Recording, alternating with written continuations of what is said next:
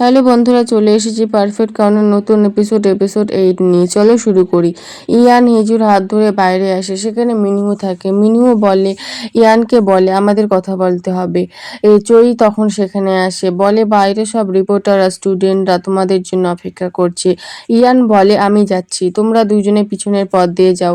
কিন্তু হেজু বলে না, আমিও তোমার সঙ্গে যাব। বাইরে থেকে সব রিপোর্টার তাদের জন্য অপেক্ষা করছে। তখনই চুই আর হেজং বাইরে আসে। সবাই তাদের ইয়ান আর হিজু ভাবে, কারণ গার্ডরা তাদের ভিউ ছাতা দিয়ে ব্লক করে দেয়। তারা কিছুই দেখতে পায় না। হেজিয়ং এর ভয় লাগে, কিন্তু চই তার হাত শক্ত করে ধরে তাকে গাড়িতে নিয়ে যায়। দুজনে রিয়েলাইজ করে তারা এখনো হাত ধরে আছে। দুজনে সাই ফিল করে। চই বলে তারা ঠিক আছে। হেজিয়ং বলে নিশ্চয়, তাদের সঙ্গে পিএম আছে, সব সামলে নিবে। চই হেজিয়ং হেডমেড প্যালেসে আসে। আয়রাং জিজ্ঞাসা করে তারা কোথায়, কিন্তু কিছু বলে না। অন্যদিকে ইয়ান আর হেজুকে দেখি মিনহুর অফিসে। মিনহু বলে এখন সব রিপোর্টাররা প্যালেসের বাইরে অপেক্ষা করছে তাদের জন্য, তাই এটাই তাদের জন্য সেফ জায়গা। মিনহুর অ্যাসিস্ট্যান্ট এসে বলে তার একটা মিটিং আছে। মিনহু বলে তাদের অপেক্ষা করতে বলো, আর দেখো কেউ যেন প্রেসের সঙ্গে আজকের ইনসিডেন্টস নিয়ে কথা না বলে। নিউজে শুধু তাদের ম্যারেজ কন্ট্রাক্ট নিয়ে কথা হচ্ছিল, আর বলে প্যালেসে যে আগুন লেগেছিল তার সঙ্গে গ্র্যান্ড প্রিন্সের যোগ আছে। এসব শুনে হেজু জোন আউট হয়ে যায়। সে কিছু ভাবতে পারে না সে কি করবে, তার ভয় লাগে। ইয়ান নোটিস করে, হেজু তার দিকে তাকায়। ইয়ান তার হাত ধরে বলে তুমি ঠিক আছো? হেজু হ্যাঁ বলে। মিনহু সব নোটিস করে। পরে তার নিজের অফিসে আসে আর জিজ্ঞাসা করে বলো তো তোমাদের ম্যারেজ কন্ট্রাক্টের বিষয় আর কে কে জানে? ইয়ান বলে চই। হেজু বলে শুধু হেজিয়ং। মিনহু বলে এখন তোমাদের চুপ থাকাই ভালো। যদি তোমরা এই বিষয়ে কিছু বলতে চাও তাহলে জল আরো ঘোলা হবে। ইয়ান তার প্রস্তাবে খুশি নয়, রেগে বলে চুপ থাকা আমাদের ব্যাকফায়ার করতে পারে। মিনহু বলে কিন্তু এটা ছাড়া আমাদের এর কোনো পথ নেই। কিন্তু ইয়ান রাজি হয় না। মিনহু বলে তুমি কি ডিনাই করতে পারবে? তুমি কি তাদেরকে গ্যারেন্টি দিতে পারবে যে 3 বছর পর তোমরা ডিভোর্স নেবে না? ইয়ান কিছু বলে না, নার্ভাস হিজুকে দেখে। মিনহুর অ্যাসিস্ট্যান্ট আসে, সে বাইরে চলে যায়। অন্যদিকে তাইজু আর দায়ংকে দেখি, তারাও এ বিষয়ে জানতে পারে। তাইজু রেগে বলে তাই আমি ভাবি সে কেন আমায় কোম্পানি দিতে রাজি হয়েছে, কারণ সে আগে থেকে সবকিছু প্ল্যান করে রেখেছে। দায়ং বলে তাহলে তাদের কেসটা কি নকল ছিল? সে যে হেজুকে কোলে করে নিয়ে গেছিল তার সবকিছু কি মিথ্যে? তাইজু রেগে বলে তুমি এটা নিয়ে এখন ভাবছো, অন্যদিকে আমাদের ফ্যামিলি শেষ হতে চলেছে। ফোনে তাদের নিয়ে অনেক রুমার্স ছড়িয়ে পড়ে। ইয়ান নাকি ক্যাসেল গ্রুপের জন্য হেজুকে বিয়ে করেছে। বিয়ের সময় যে হেজু অজ্ঞান হয়েছিল তা সব নাটক ছিল। তাইজু নিউজ অন করে, নিউজে এসবই বলছিল। আরও বলে প্যালেসে যে আগুন লেগেছিল তার প্রধান সাসপেক্ট ছিল গ্র্যান্ড প্রিন্স। ইয়ান আর হেজুও নিউজ দেখে। ইয়ান নিউজ অফ করে দেয়, বলে তোমার ভয় লাগছে? হেজু বলে ছোট থেকে আমার কোনো রেপুটেশন ছিল না, কিন্তু তোমার কাছে রেপুটেশনটাই ছিল, আর এখন আমার জন্য সেটাও নষ্ট হচ্ছে। তুমি ঠিক আছে তো? তোমার ভয় লাগছে? ইয়ান হ্যাঁ বলে। আমার ভয় লাগছে, মনে হয় আমার জন্য তোমারও রেপুটেশন নষ্ট হয়ে যাচ্ছে। আমি তোমাকে নিচের দিকে নিয়ে আসছি। তখন মিনহু আসে আর বলে এখন তোমরা প্যালেসে যেতে পারো। হেজু বলে রিপোর্টারদের কি, তারা কি এখন আর প্যালেসে নেই? মিনহু বলেন না, তারা এখন আর সেখানে নেই, তবে তারা কালকে প্যালেসের বাইরে প্রোটেস্ট করবে। ইয়ান বলে কি কারণে? মিনহু বলে তারা মনে করে কিং এর বার্থডে পার্টিতে যে আগুনটা লেগেছিল সেটা তুমি লাগিয়েছিলে। কোড লেডি আয়রাংকে কালকের প্রোটেস্টের বিষয়ে বলে। আয়রাং বলে আমার বাবাকে এক্ষুনি খবর দাও এখানে আসতে। কোড লেডি বলে সে অলরেডি এখানেই আসছে। আয়রাং বলে কাউন্সিল হলে মিটিং ডাকো। অন্যদিকে ইয়ান আর হেজু প্যালেসে আসে। হেজিয়ং বলে তোমরা এক্ষুনি কাউন্সিল হলে যাও। চই বলে আয়রাং সমস্ত রয়্যাল রিলেটিভদের নিয়ে মিটিং ডেকেছে। ইয়ান হেজু কাউন্সিল হলে আসে। ইয়ান বলে সে কেন রয়্যাল রিলেটিভদের ডেকেছে, প্রাইভেটে তারা এই বিষয়ে ডিসকাস করতে পারে। কিন্তু আয়রাং তার কোনো কথা শুনে না, বলে সে কি করে প্রজাদের বোকা বানাতে পারে আর ক্রাউনের উপর ডিসগ্রেস নিয়ে আসতে পারে। ইয়ানের দিকে তাকায়, বলে তোমার কি মনে হয় তুমি সহজে পার পেয়ে যাবে? যে রয়্যাল স্ট্যাটাস সোল্ড অফ করেছে আর হেজুও তোমার সঙ্গ দিয়েছে, তোমরা নিজেদের তৈরি করে নাও, আগে কি হতে চলেছে তার জন্য। ইয়ান ভীষণ রাগ হয়, সে কিছু বলতে নিলে হেজু তাকে বারণ করে। আয়রাং চইকে বলে, তোমাদের মাস্টারদের এখানে থাকার যোগ্য নই, তাদের তুমি এখান থেকে নিয়ে যাও।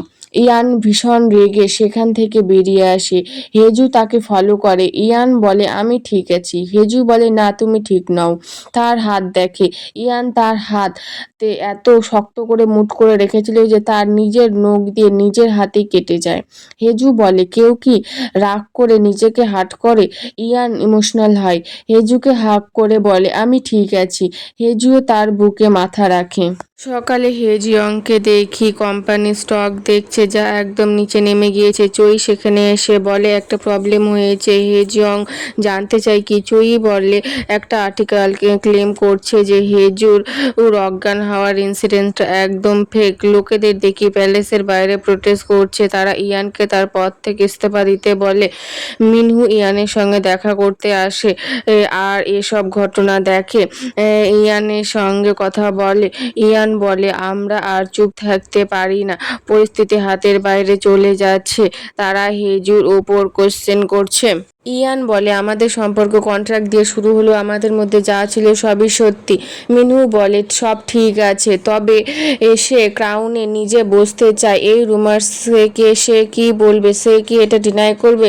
ইয়ান বলে, আমি যদি ডিনাই না করি তুমি কি করবে? মিনহু বলে, আমাদের এমন রাজার দরকার নেই যার কাছে প্রজাদের সাপোর্ট নেই। ইয়ান কিছু বলে না। পাস্টে সিন দেখায় যখন লিরাম মিনহুর কাছে আসে। মিনহু লিরামের ইনফরমেশন চেক করে, যেখানে বলা হয়েছে লিরামের মা অ্যালকোহলিক এবং তার ভাইয়ের কিডনি ট্রান্সপ্ল্যান্টের জন্য টাকার দরকার। লিরাম সব কনফেস করে, বলে যদি সে গ্র্যান্ড প্রিন্সের ড্রিঙ্কে ওষুধ না মেশায় তাহলে তার ভাইয়ের সার্জারি হবে না।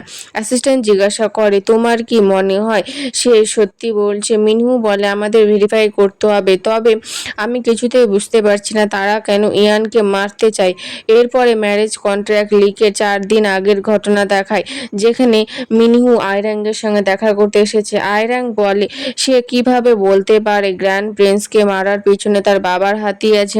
মিনহু এভিডেন্স দেখায়। আয়রাং তা দেখে বলে, কেউ আমার বাবাকে ফাঁসাতে চায়, সে এই কাজটা করতে পারে না। মিনহু বলে, তুমি প্রুভ করতে পারবে তুমি এই বিষয়ে কিছুই জানতে না। তখন কোড লেডি জানায় ইয়ান এসেছে আয়রাঙ্গের সঙ্গে দেখা করতে। আয়রাং প্যানিক করতে শুরু করে। মিনহু বলে, ইয়ান এখনো এসব কিছু জানে না। আয়রাং বলে, আমার কিছু সময় দরকার। মিনহু বলে, আজ রাত পর্যন্ত। আয়রাং বলে, ঠিক আছে। মিনহু বাইরে আসে। ইয়ান জিজ্ঞাসা করে, সে এখানে কি করছে? মিনহু বলে, আমি ইনভেস্টিগেশনের জন্য এসেছিলাম বলে সেখান থেকে চলে যায়। আয়রাং প্রুফটা লুকায়।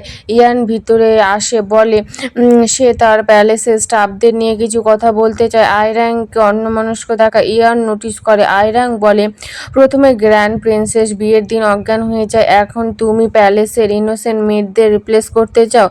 মিনহু বাইরে আসে, হেজুকে দেখে, জিজ্ঞাসা করে, সে এখানে কি করছে? ডাক্তার তাকে তো রেস্ট নিতে বলেছে। হেজু বলে, এখন তুমিও শুরু করো না, এটা শুনে শুনে আমার কান দিয়ে রক্ত বেরোচ্ছে। হেড লেডি বলে, গ্র্যান্ড প্রিন্সের যত্নের কারণে সে এত তাড়াতাড়ি সুস্থ হয়েছে। তারা একে অপরকে খুব ভালোবাসে। মনে হয় আমরা খুব শীঘ্রই একটা ছোট প্রিন্সকে দেখব। হেজু এম্বারেস হয়ে বলে, তুমি দিন দুপুরে কি এসব বলছো? মিনহুর মুড অফ হয়ে যায়। হেজু জিজ্ঞাসা করে, ইনভেস্টিগেশন কেমন চলছে? মিনহু বলে, একদম সত্যি লাগছে তোমাদের নাটক। হেজু হেসে বলে, আমরা শুধু সবার সামনে লাবিডাবি হওয়ার নাটক করছি, না হলে সবাই কি করে জানবে আমরা একজন রোমান্টিক কাপল? মিনহু শুধু তার দিকে তাকায়। তখন সেখানে গার্ড এসে কিছু বলে। মিনহু সেখান থেকে চলে যায়। হেজু তার দিকে তাকায় আর বলে, আমি তোমায় কল করব। পরে আয়রাংকে গাড়িতে দেখি মিনহুর কথাগুলোই ভাবছে। সে সিয়ং উনের সঙ্গে দেখা করতে যায়। সিয়ং উন বলে, তুমি এখানে হঠাৎ? আয়রাং ফাইলটা টেবিলে রেখে জিজ্ঞাসা করে, এক্সপ্লেন করো। সিয়ং উন ফাইলটা নাই, ফাইলটাতে এভিডেন্স দেখে শক হয়ে যায়। আয়রাং বলে, বলো তুমি এটা করনি। সিয়ং উন বলে, তুমি কোথা থেকে থেকে এটা পেলে? আয়রাং বলে, তুমি সত্যিই গ্র্যান্ড প্রিন্সকে মারতে চেয়েছিলে? এটা যদি কেউ জানতে পারে তাহলে তুমি, আমি, কিং সবাই শেষ হয়ে যাব। সিয়াং-উন রেগে বলে, আমি যা করেছি তোমার জন্য করেছি। তুমি যে আগুনটা লাগিয়েছিলে তার জন্য লেট কিং মারা গিয়েছিল। সে যদি এটা জানতে পারে তবে কি হবে? আয়রাং বলে, লেট কিং এর মৃত্যুর সঙ্গে আমার আর কোনো স্বাদ নেই। সিয়াং-উন বলে, তোমার কথা কে বিশ্বাস করবে? আয়রাং এর ভয় হয়। সিয়াং-উন বলে, তুমি যা করেছো, এখন তোমার একমাত্র লক্ষ্য হওয়া দরকার কিভাবে ইউনকে এই সিংহাসনে রাজা হিসাবে রাখা যায়। মিনহুকে দেখি আয়রাং এর জন্য অপেক্ষা করছে। তখনই একসঙ্গে হেজু আর আয়রাং এর কল আসে তার কাছে। পরের সিনে মিনহুকে তার বাবার কবরস্থানে দেখি। আয়রাংও সেখানে আসে। বলে, হিস্ট্রিতে তোমার বাবা একজন গ্রেট মিনিস্টার ছিল। তারপরে বলে, তোমার চোখে আমি যখন সাসপেক্ট ছিলাম তাহলে তুমি ফাইলটা আমার কাছে নিয়ে এসেছিলে কেন? তুমি ইয়ানকে দাওনি কেন? আমি জানি তুমি হেজুকে পেতে চাও। পরে তাকে একটা ফাইল দেয় যাতে ইয়ান আর হেজু সেই ম্যারেজ কন্ট্রাক্টটাই ছিল যেটা লিক হয়েছিল। আয়রাং বলে, তুমি যদি তাকে পেতে চাও তোমাকে এটা করতে হবে, না হলে সে একদিন গ্র্যান্ড প্রিন্সের হয়ে যাবে। মিনহু আগের কথা মনে পড়ে, হেজু কিভাবে ইয়ানকে প্রোটেক্ট করতে চেয়েছিল। আয়রাং বলে, আমার অফারটা নিয়ে ভাবো বলে সেখান থেকে চলে যায়। মিনুর হাতে একটা মালা দেখি যেটা তার কাছে সবসময় থাকতো। সে সেটা সেখানে ফেলেই চলে যায়। এখান থেকে বুঝতে পারি মিনু এইসব ঘটনা ঘটিয়েছে। প্রেজেন্টে দেখি মিনু এইসব ভাবছিল। ইয়ান বলে, তোমার কাছে কোন অথরিটি আছে যে তুমি আমাকে আমার পথ থেকে সরাতে পারবে? মিনহু বলে, আমি শুধু ক্রাউনকে প্রোটেক্ট করতে পারি। আর বলে, আমি আর তোমার কোনো সাহায্য করব না। এই ডাউনফল তুমি নিজেই ফেস করো। আয়রাংকে দেখি তাদের মিটিং এর সম্বন্ধে জানতে পারে আর জিজ্ঞাসা করে হেজু এখন কি করছে। চই বলে, আমি বুঝতে পারছি না মিনহু কেন না বুঝার ভান করছে। সে তো জানে আমরা এখন কোন পজিশনে আছি। হেড মেট এসে বলে, কুইন মাদার তোমার সঙ্গে দেখা করতে চায়। পরে আমরা হেজুকে আর আয়রাংকে একসঙ্গে দেখি। আয়রাং বলে, এখন তোমার কেমন লাগছে? তুমি প্রিন্সকে ড্র্যাগ করে নিচে নিয়ে এসেছো। যতক্ষণ তার সঙ্গে তোমার দেখা হয়নি সে খুব ভালো লাইফ স্পেন্ড করছিল। সে ক্রাউনের প্রাইড হয়েছিল। আর এখন দেখো কি তোমার সঙ্গে বিয়ে করে তাই সে কি পেয়েছে? হেজু বলে, হয়তো তুমি কন্ট্রাক্ট ভালো করে পড়োনি, কারণ প্রিন্স আমার কাছ থেকে কিছুই চায়নি। সে শুধু 3 বছর আমার সঙ্গে থাকতে চেয়েছিল। আয়রাং কিছু বলে না। পরে সে সেখান থেকে রেগে বেরিয়ে আসে। হে জিয়ং ইয়ানকে বলে সিয়ং উন এসেছে কিং এর সঙ্গে দেখা করতে। অন্যদিকে সিয়ং উনকে দেখি কিংকে ভয় দেখাচ্ছে, তাকে হুমকি দেয়। বলে, তোমার বাবাকে ইয়ান মেরে ফেলেছে। কিন্তু ইউন তার কথা বিশ্বাস করতে চায় না। সিয়ং উন তাকে আরো ভয় দেখাতে থাকে। তখন সেখানে ইয়ান আসে, সিয়ং উনের গলা ধরে নেয় আর বলে, তোমার সাহস কি করে হলো আমার নেফিউকে ভয় দেখানোর? ইয়ান কোর্ট লেডিকে ডাকে, বলে, কিংকে এখান থেকে নিয়ে যাও। কোর্ট লেডি ইউনকে সেখান থেকে নিয়ে যায়। ইয়ান শক্ত করে তার গলা ধরে। হেজুও সেখানে আসে, তাকে ছাড়তে বলে। ইয়ান বলে, তোমার কি ভয় লাগছে আমি ইউনকে সরিয়ে কিং হব? তাই তুমি আমাকে মারতে চাও? বলে তাকে ছেড়ে দেয় আর বলে, নেক্সট টাইম তুমি যদি আমার নেফিউকে হুমকি দিয়েছে তাহলে আমি আর তোমায় ছাড়বো না। বলে রেগে সেখান থেকে চলে যায়।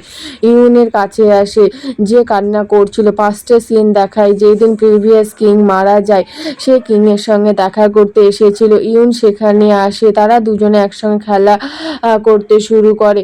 পাশ থেকে আওয়াজ আসে। আয়রাং তার স্বামীকে বলে, ইয়ানকে সিংহাসন নিয়ে বসানোর চেয়ে তোমার মরে যাওয়াই ভালো। শুনে ইউন কান্না করতে শুরু করে। ইয়ান তাকে হাগ করে। প্রেজেন্টেও দেখি সে ইউনকে হাগ করে। ইউন কান্না করছে। ইয়ান বলে, তোমার যখনই ভয় পাবে বা ভয় লাগবে তুমি সঙ্গে সঙ্গে আমার কাছে আসতে পারো, এনি টাইম এনিওয়ার। ইয়ান পরের সিনে ইয়ান হেজুকে তাদের রুমে দেখে। ইয়ান হেজুকে সরি বলে কিছুক্ষণ আগে যা হয়েছে তার জন্য। হেজু বলে, তুমি যা করেছো ঠিক করেছো। তুমি যদি কাউকে প্রোটেক্ট করতে চাও তোমাকে ফাইট ব্যাক করতে হবে। চই হেজিয়ংকে একসঙ্গে দেখি। হেজিয়ং জিজ্ঞাসা করে তার কি পছন্দ। চই বলে, আমার ফুল খুব ভালো লাগে। হেজিয়ং বলে, আমি তোমার ব্যাপারে না প্রিন্সের ব্যাপারে জিজ্ঞাসা করছিলাম। চই বলে, তার ব্ল্যাক টি আর ডার্ক চকলেট খেতে ভালো লাগে। পরে চই জিজ্ঞাসা করে, তোমার কি পছন্দ? হেজিয়ং কিছু বলে না। চই বলে, আমি এমনি জানতে চেয়েছিলাম বলে সেখান থেকে চলে যায়। হেজিয়ং কে দেখি সে মনে মনে এটা শুনে খুশি হয়। সিনে হেজুকে দেখি ইয়ানকে দেখছে যে ঘুমিয়ে পড়েছে। হেজু হেজু বলে আমারও ভয় লাগছে, আমার সঙ্গে আমি তোমার লাইফও খারাপ করে দিচ্ছি। পরে দেখি তাইজু হেজুকে কল করে বলে প্রসিকিউটর ইনভেস্টিগেশন করছে। হেজু বলে কষ্ট করে বলো কি বলছো? তাইজু বলে বোর্ড মেম্বাররা ইনভেস্টিগেশন করছে, তারা বাবাকে ডেকেছে। হেজু বলে ঠিক আছে, আমি বিকেলে যাব। হেজিয়ং জিজ্ঞাসা করে কোম্পানিতে সব ঠিক আছে তো? হেজু বলে ঠিক আছে, বাবার শরীরটা একটু শুধু খারাপ। ইয়ান বলে চলো বাবাকে দেখে আসি। হেজু বারণ করে বলে তুমি গেলে অনেক ভিড় হবে, আমি একাই যাবো, চিন্তা করো না, চই আমার সঙ্গে যাবে বলে ইয়ানকে তার মিটিংয়ের জন্য সেখান থেকে পাঠিয়ে দেয়। চইকে বলে আমার গাড়ি বের করো, আমি এক্ষুনি যাবো। হেজুকে দেখি প্রচণ্ড জোরে গাড়ি চালিয়ে মিনহুর অফিসে এসে বলে আমায় কি করতে হবে? আমি কোম্পানির সঙ্গে প্যালেসের সব কন্ট্রোল লুজ করছি, এখন তুমি আমায় বলে দাও আমাকে এখন কি করতে হবে। মিনহু বলে এখন কিছু করতে হবে না, আমি দেখছি যাতে তোমার কোনো কিছু না হয়।